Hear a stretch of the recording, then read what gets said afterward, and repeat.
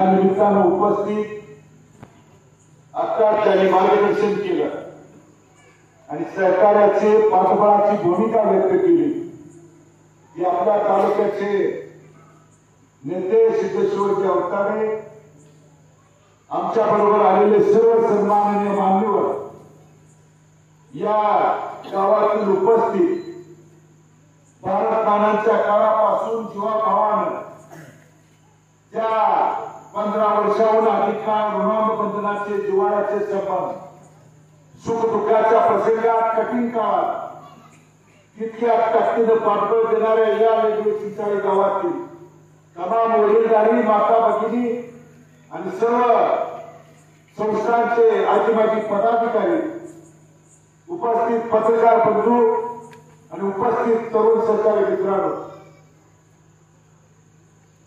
आज बऱ्याच दिवसानंतर तुमच्या पुढे येण्याचा योग आला.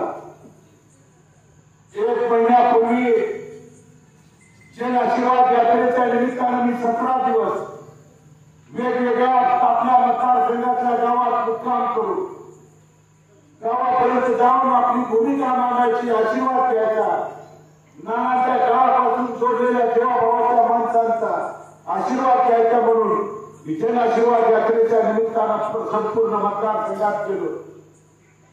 पण आपल्या लेंडवे चिंचळे गावातील तमाम गावात जनतेने एक निर्णय त्या ठिकाणी घेतलेला होता की जो समाजाच्या आपल्या हिताच्यासाठी जो घेतलेला निर्णय होता आणि म्हणून मला त्या निर्णयाचा सार्थ त्या ठिकाणी अभिमान आहे.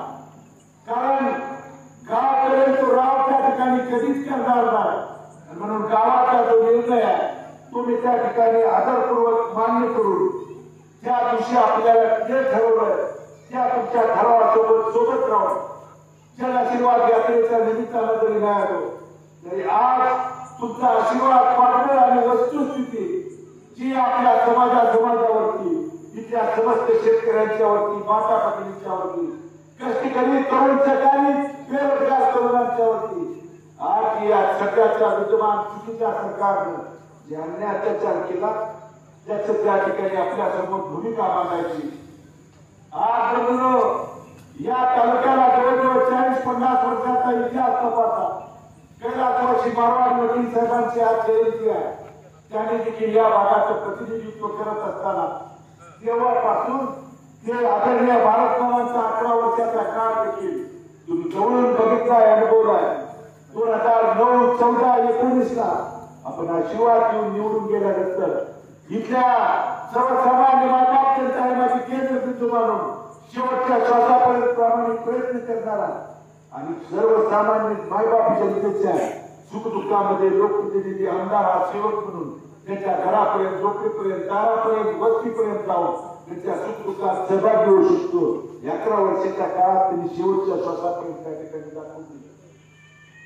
पण त्यानंतर झालेल्या पोटनिवडणुकीत ज्या सध्याच्या विद्यमान लोकप्रतिनिधीने आमदारांनी आमच्या समाजावरती होणारा अन्याय अत्याचार बदलून इथल्या शेतकऱ्याच्या शेतीच्या पाण्यासाठी, पिण्याच्या पाण्यासाठी, आमच्या पीक विमा, आमच्या त्या ठिकाणी गारपीट झाली असेल, वादळी वाऱ्यानं झालेलं नुकसान असेल, त्यावेळी देखील वादळी वाऱ्याला बदलून या गावात देखील बऱ्याच ठिकाणी शेतकऱ्यांचं नुकसान झालं. घरावरचे पत्रे उडाले, दारातली मुखी जनावरं मृत्युमुखी पडली. पंचनामा करायची नाटकं त्या ठिकाणी या भागात झाली. किती शेतकऱ्याला न्याय युक्त सरकार तुम्ही त्या ठिकाणी लोकप्रतिनिधी असताना निवडून दिले सांगायला तयार नाही.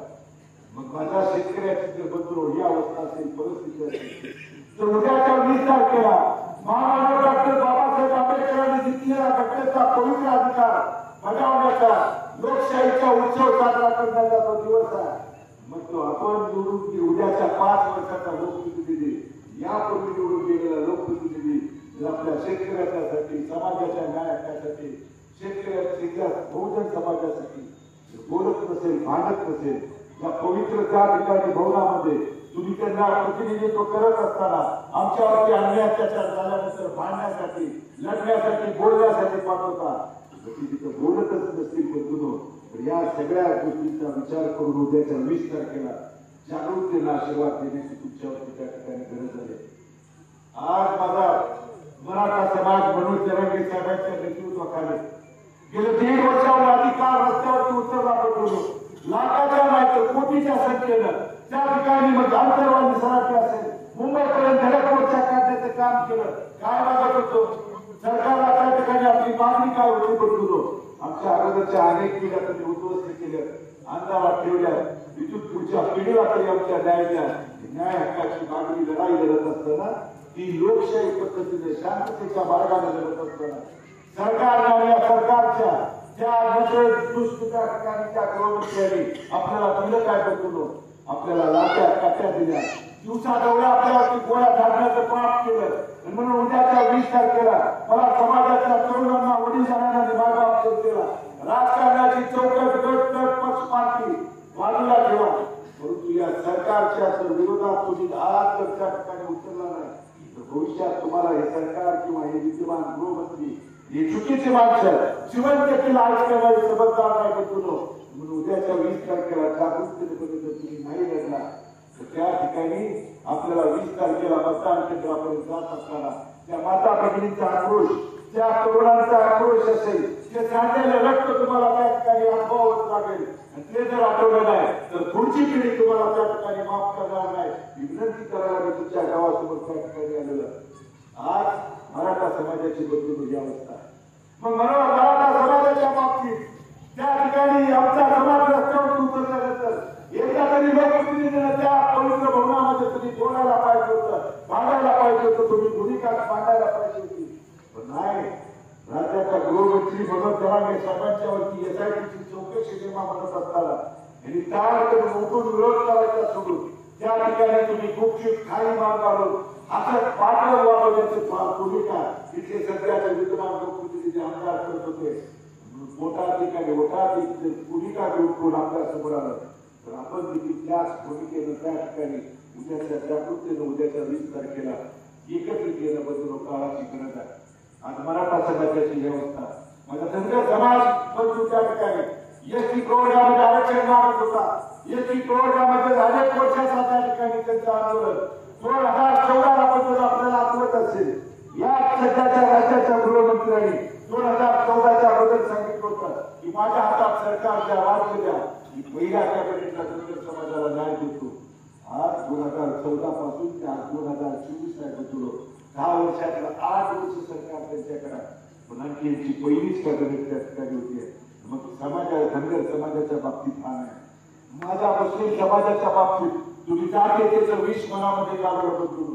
कारण या सरकारनं, भाजपच्या चुकीच्या सरकारनं जातीयतेचं तेढ निर्माण आमच्या मनामध्ये करून आमच्या शाळा वया पुस्तकामध्ये पहिल्यापासून या त्या ठिकाणी भाजपच्या विचाराच्या लोकांनी आमच्या मनामध्ये समाजाबद्दल द्वेष निर्माण केला. पण ज्यावेळी मराठा समाज बांधव रस्त्यावर उतरत होता त्याचवेळी माझा मुस्लिम समाज बांधव कोण पिण्याचं पाणी देत होता, कोण त्या ठिकाणी खायला वस्तू देत होता, कोण त्याची वडीलधाऱ्यांची काळजी घेत होता. म्हणजे आपण प्रत्येक गावात बदलून जातीपातीच्या पलीकडे समाज बहुजन समाज गुन्हा गोविंदाने एकमेकाच्या हातात हात घालून अनेक पिढ्या एकत्रित वावरतोय. पण एकत्रित वावरलेल्या या चुकीच्या भाजपच्या सरकारला एकत्रित येऊ द्यायचं नाही बदलतो. कारण बहुजन समाज एकवटला आणि यांच्या या चुकीला कोणी माफ करणार नाही. म्हणून नेहमी आपल्या मनामध्ये मतभेद करून जातीय तेढ निर्माण करण्याचं षडयंत्र पाप वेळोवेळी त्या ठिकाणी केलं.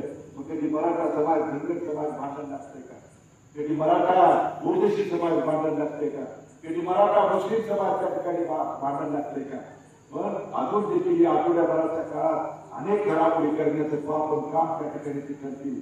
पण मला विनंती या एवढीच त्या ठिकाणी करायची आहे की आपण एकत्रितपणे बहुजन समाज जोपर्यंत एकवट नाही तोपर्यंत आपल्या समाजाला, इथल्या शेतकऱ्यांना, इथल्या माता भगिनीच्या सुरक्षेसाठी, कारण एकीकडे तुम्ही माता भगिनीला जर आज तुमची लोकसभेच्या निकालामुळं तुमच्या या सरकारच्या पाण्याखालची वाळू सरकून माता भगिनीला 1,500 रुपये देण्याचं लाडकी बहीण योजना आणण्याचं निर्णय जरी घेतला असेल तर ती 1,500 रुपयाची पुटपुटची मदत करत असताना तुम्हाला जर माता भगिनी पाठीमागं आशीर्वाद द्यायला उद्या हातात वाटत असेल तर त्या माझ्या माता भगिनीला मायमाऊल्यांना तुमच्या 1,500च्या मदतीपेक्षा सुद्धा मायबाप सरकार म्हणून भारत त्या ठिकाणी सुरक्षितेची त्या फक्त जातीची त्या ठिकाणी गरज असते.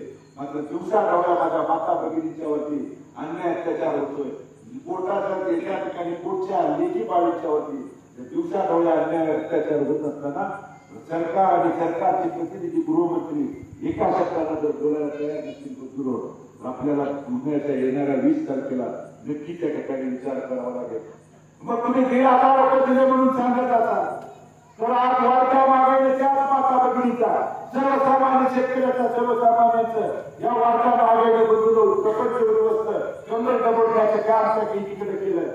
आज लाडकी बहीण योजना येण्यापूर्वीच आपल्या रोजच्या दैनंदिन जीवनामध्ये लागणाऱ्या वस्तूंचे दर तपासायला सुरू. लाडकी बहीण योजना यायच्या अगोदर काही तेल 100 रुपयाच्या आत होतं, आज 150 रुपये झालं. तूर डाळ तपासा, मूग डाळ तपासा, साखर तपासा, तांदूळ तपासा, रवा काय काही त्या ठिकाणी रोजच्या जीवनात लागणाऱ्या गोष्टींचं जर तपासलं तर या 8-10 दिवसापूर्वी बदलून आपण दिवाळीचा असेल प्रत्येकाच्या कुटुंबात घरात आनंद उत्सव साजरा केला. दिवाळीचा बाजार म्हणजे माता भगिनी वडील आणि तरुणच्या काही जर आणायला गेला नसेल तर चौकशी करा. या सगळ्या गोष्टीचे दर तपासा. मग त्या माझ्या कुटुंबाला सर्वसामान्य कुटुंबाला गेल्या वर्षी दिवाळीचा जर बाजार 1,500-2 हजारात आला असेल तर त्यांना या वर्षीचा दिवाळीचा बाजार 4-4.5 हजारामध्ये पुरले नाही, कमी पडले. ही महागाई परिस्थिती आमची त्या ठिकाणी करून ठेवली आहे.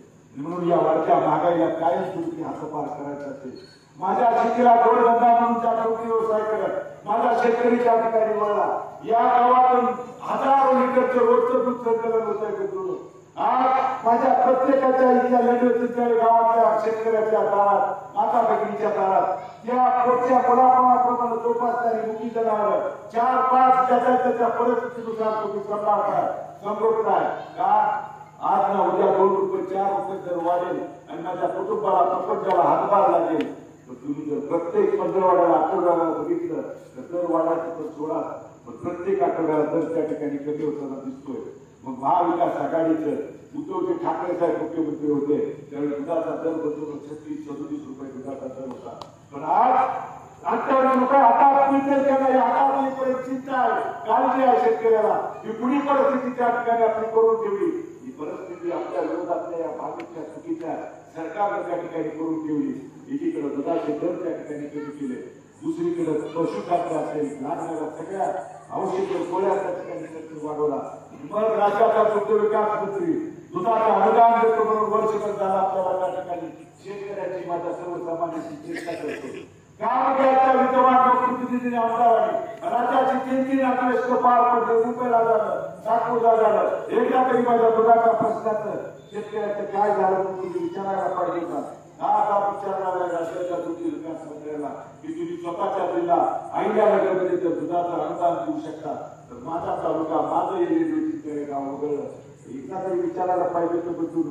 पण नाही, शेतीच्या पाण्याच्या बाबतीत कधी बोलले नाही, पिण्याच्या पाण्याच्या बाबतीत नाही, इथल्या गारपीट झाली दुष्काळ आला दुधाचं त्या ठिकाणी नाही, समाजाच्या बाबतीत कधी बोलले नाही. हे जर बोलले असतील तर कामाच्या रस्त्याचे ठेकेच्या टक्केवारी स्वतःचा प्रपंच सुधारण्यासाठी यांनी स्वतःच्या आमदारकीचा पदाचा वापर केला. सर्वसामान्य मायबाप जनता त्या ठिकाणी वाऱ्यावरती सोडण्याची भूमिका त्या दरम्यान पार पाडली. म्हणूनच या सगळ्या गोष्टींचं उद्या भविष्य काळात लोकशाही शिकवण्यासाठी आता सदस्य सिद्धेश्वर अवकारांनी सांगितलेल्या पद्धतीनं आज बबनराव अवकारे सरकारने जो निर्णय घेतला पाठीमागं माझ्या उभा राहण्याचा भूमिका व्यक्त केली. याचं कारण की हुकुमशाही पद्धतीने वावरणारे लोकप्रतिनिधी बदलवलो आणि त्यांच्या हाताला धरून तुम्ही लहानाचं मोठं झाला, त्यांच्या हाताला धरून तुम्ही राजकारण समाजकारण शिकला आणि तुम्ही पदावरती गेल्यानंतर त्यांच्या नाही त्यांच्या सोबत असणाऱ्या तालुक्याच्या पदाधिकाऱ्यावरती तुम्ही केसेस काढण्याचे बाब करता, अन्याय अत्याचार करण्याचं काम करता. मग त्या ठिकाणी कोणती भूमिका वडीलधाऱ्याने प्रमुखांनी घेतली पाहिजे. पाठबळ आशीर्वाद देण्याची भूमिका काल त्या ठिकाणी व्यक्त केली. म्हणून बदलून जर त्या ठिकाणी आमच्या नेतेमंडळीची अशी परिस्थिती असेल तर सर्वसामान्य आमच्या वडीलधारी शेतकऱ्याची काल त्या ठिकाणी परिस्थिती आहे. जे चुकीचं सरकार चुकीचं लोकप्रतिनिधी जोपर्यंत बदलत नाही तोपर्यंत आपल्याला न्याय हक्क त्या ठिकाणी मिळणार नाही. माझ्या अंगणवाडी सेविका आंदोलन करून बिचाऱ्या दमून गेल्या, माझ्या आशा वर्कर भगिनी आंदोलन करून दमून गेल्या, जुन्या पेन्शन योजनेचे बांधव आंदोलन करून दमून गेले. काय म्हणतात की किमान वाढ करा, पडेल ती सरकार नक्कीच जबाबदारी पार पाडणारा आशा वर्कर भगिनी असतील, अंगणवाडी सेविका असतील. पण नाही, सरकार जाणून बुजून त्या ठिकाणी दुर्लक्ष करतात. म्हणून आपल्या ग्रामीण भागात मन आहे बदलून अजूनही वाढवली म्हणतात पिढा कळू दे आणि बळीचं राज्य येऊ दे. खऱ्या अर्थानं बळीराजाचं शेतकऱ्याचं राज्य आणायचं असेल तर उद्याच्या 20 तारखेला हाताच्या चिन्हासोबत बटन दाबून आपण आशीर्वाद घ्यावा ही विनंती करतो. आपण दिलेल्या आशीर्वादाला माझ्या वडिलांनी नानांनी काम करत असताना 11 वर्षाच्या काळात करतो. एकाने जयदेवचित्रा असेल तालुक्यातल्या एखाद्या गावातल्या कोणी वडीलधारी शेतकरी गावाच्या प्रमुखांनी जर सांगितलं की भारतकाळाच्या काळात राजकारण सुडाच्या द्वेषाच्या त्रासदायक वाटणूक कुणाला दिली असेल, पोलीस स्टेशनच्या माध्यमातून कुणाला त्रास किंवा अधिकारी आणि पदाचा वापर करून कुणाला त्रास दिला असेल, एकदमाने जर उदाहरण म्हणून दिलं तर मी ते उमेदवार नात्यानं वाटेल तिथं ऐकण्याची माझी तयारी आहे.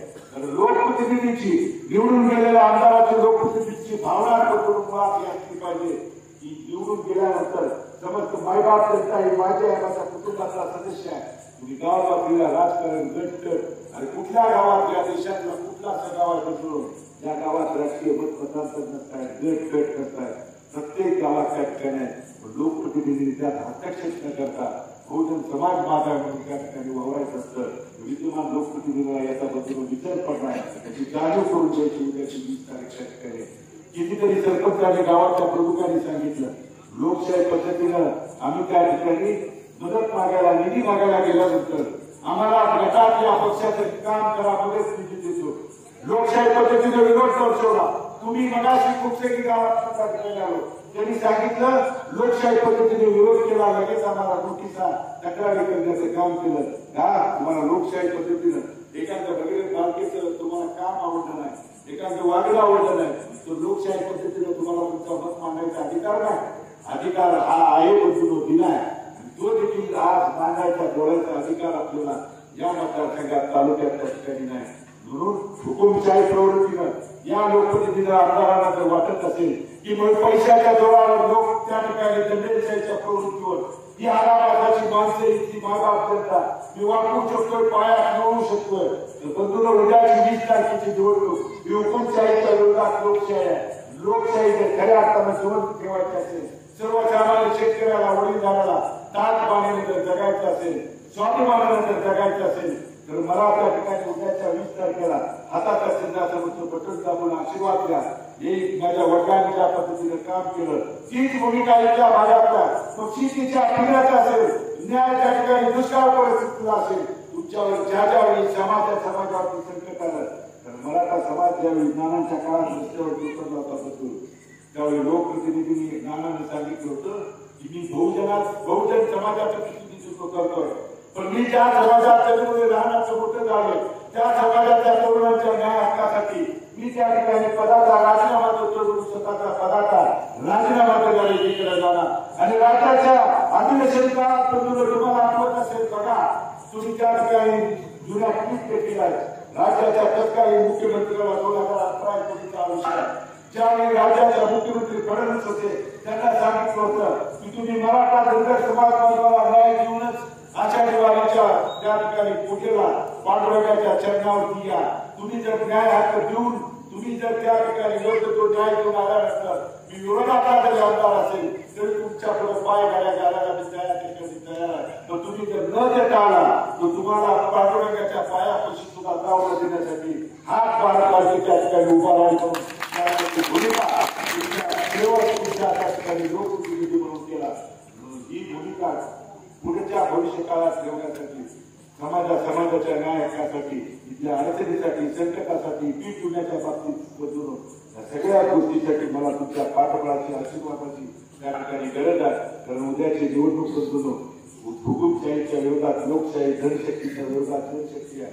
कारण मी महाविकास आघाडीच्या उमेदवार असताना मी गावोगाव 2 महिन्यापूर्वी देखील जाऊन सांगत होतो की लोकसभेच्या वेळी केलेल्या प्रामाणिक कामाच्या जोरावर मी महाविकास आघाडीकडे उमेदवारी मागतोय. महाविकास आघाडीच्या विचारानं त्या ठिकाणी निवडणूक लढेल. मला काँग्रेस पक्षाने मला आशीर्वाद दिल्यानंतर देखील इथं बरेच काही मंडळीच्या चुकीच्या वागणुकीमुळे पायात पाय घालण्याचा प्रकार होतो माझ्या बाबतीत त्या ठिकाणी झाला. तर तमाम 4 तारखेच्या प्रचाराच्या शुभारंभाप्रसंगी इथल्या मंगळवेढा पंढरपूर मधला तमाम माझी माता भगिनी वडील झाली त्या ठिकाणी प्रचंड जनसमुदाय त्यावेळी उपस्थित राहिला आणि त्यांनी सांगितलं बऱ्याच जणांनी अडचणी प्रतिकूल परिस्थितीत त्या ठिकाणी अडचणी घालण्याचं काम जरी केलं असेल तर ही उद्याची 20 तारखेची लढाई ही एकट्या भगीरथ तुझी त्या ठिकाणी राहिली नाही. ही उद्यापासून आज त्या ठिकाणची लढाई ही त्या समस्त माता भगिनी वडील आहे मायबाप त्यांनी हातात घेतली आहे. त्याच दिवशी बद्दल सांगितलं होतं आणि त्याच पद्धतीने आपण देखील हाती उद्याची निवडणूक आपल्यासाठी हातात घेऊन आपण आशीर्वाद द्यावा ही विनंती या गावातल्या तमाम वडीलधाऱ्यांना माता भगिनींना करतो. आणि आपण बहुसंख्येनं उपस्थित राहिला त्याबद्दल मनापासून अंतःकरणापासून आभार व्यक्त करून महाविकास आघाडीचा वचननामा काँग्रेस पक्षाचा वचननामा बदलून दिलेला आहे. 5 गोष्टी त्या ठिकाणी सांगितलेल्या आहेत. या भाजपच्या सरकारसारखं दिवसाला 100 150 शेअर काढून आपली दिशाभूल नाही करतात. 5 गोष्टी सांगितलेल्या आहेत. त्यात पहिला मुद्दा सांगितला शेतकऱ्यांच्यासाठी काँग्रेसच्या विचाराचं सरकार आल्यानंतर आपल्याला शेतकऱ्याला 3 लाख रुपयांची कर्जमाफी करायची पहिला वचननामा त्या ठिकाणी दिलेला आहे. त्याचबरोबर जे नियमित कर्ज सरकार पुरवठा करतात त्या शेतकऱ्याला 50,000 रुपये अनुदान पण मदत त्याच्या खात्यावरती देण्याची पहिला वचन आहे. दुसरा वचननामा सांगितला इथल्या बेरोजगार तरुणांच्यासाठी जे ग्रॅज्युएट आहेत पोस्ट ग्रॅज्युएट आहेत नोकरीच्या प्रतीक्षेत शहरात जात आहेत अनेक ठिकाणी फिरत आहेत या लोकांच्यासाठी म्हणजे तिचा हात पार म्हणून सरकारच्याकडून महाविकास आघाडीच्या विचाराचं सरकार आल्यानंतर त्याला मदतीचा हात म्हणून 4,000 रुपयाची मदत रक्कम प्रत्येक महिन्याला त्याच्या खात्यावरती देण्याची भूमिका त्या ठिकाणी व्यक्त केली आहे. तिसरा वचननामा माझ्या माता भगिनींच्यासाठी सांगितलेला आहे की महालक्ष्मी योजनेच्या अंतर्गत महागाई तर आम्ही कमी करू पण काँग्रेसच्या वतीनं त्या ठिकाणी माता भगिनीच्या खात्यावरती 3,000 रुपये दर महिन्याला मदत रक्कम त्या ठिकाणी देण्यात येईल. आणि माता भगिनींना आणि मुलींना ज्या आपल्या सर्वसामान्य शेतकऱ्यांच्या मुली त्या ठिकाणी शाळेला कॉलेजला जात आहेत त्यांना मोफत एसटी प्रवास देण्याची भूमिका त्या ठिकाणी महाविकास आघाडीच्या वतीने दिली आहे. चौथा वचननामा सांगितलाय जात न्याय जनगणना करून ज्या समाज रस्त्यावरती न्याय हक्काच्या लढाईसाठी लढतात जोपर्यंत जात न्याय जनगणना होणार नाही बदलून तोपर्यंत न्याय मिळणार नाही म्हणून चौथा वचन ते दिलेला आहे. आणि 5वं आणि अंतिम त्या ठिकाणी प्रत्येक कुटुंबाचा नागरिकाचा आरोग्य विमा काढून 25 लाख रुपयेपर्यंत आरोग्य विमा कवच द्यायचं. त्यातून एखाद्या कुटुंबाला सर्वसामान्याला दवाखान्याची अचानकपणे अडचण आली त्यामध्ये मग ऑपरेशन असेल औषध उपचार गोळ्याचा खर्च या विमा कवचाच्या माध्यमातून करायचा. हे 5 गोष्टीचा अभिवचन जे शेतकरी माता भगिनी मुले असतील जो बेरोजगार तरुण असेल समाज असेल आणि आपल्या आरोग्याच्या विषयाचे 5 गोष्टीचा अभिवचन दिलेला आहे. हे वचननामा त्या ठिकाणी पूर्ण करण्यासाठी उद्याच्या 20 तारखेला हाताच्या चिन्हाचं बटन दाबून आशीर्वाद द्यायला विनंती करतो. आपण दिलेल्या आशीर्वादाला तडा न जाऊ देता तुमच्या कठीण प्रसंगात अडचणीच्या काळात सोबत नाही तर तोच कुठं म्हणून 2 पावलं पुढे राहील एवढंच आदिवचन या निमित्तानं देतो आणि मी माझं मनोगत थांबवतो. धन्यवाद. जय हिंद.